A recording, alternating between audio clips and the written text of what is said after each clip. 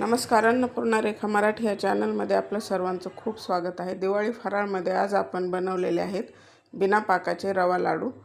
तर हा रवा बिना भाजता घ्यायचा आहे. त्याला एका कॉटनच्या कपड्यामध्ये बांधून असं कुकरमध्ये पाणी ठेवून फुल फ्लेमवरती 3 शिट्ट्या घ्यायच्या आणि नंतर 15 मिनिट लो फ्लेमवरती आपल्याला वाफवून घ्यायचं आहे.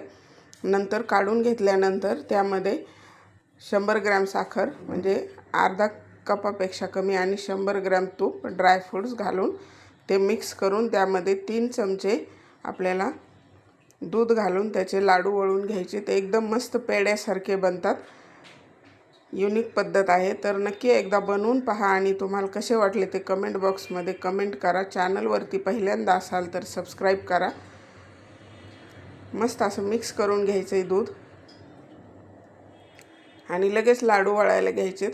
जास्त वेळ ठेवण्याची गरज नाही. तर नक्की बनवून पहा. या दिवाळीला एकदम मस्त बनतात.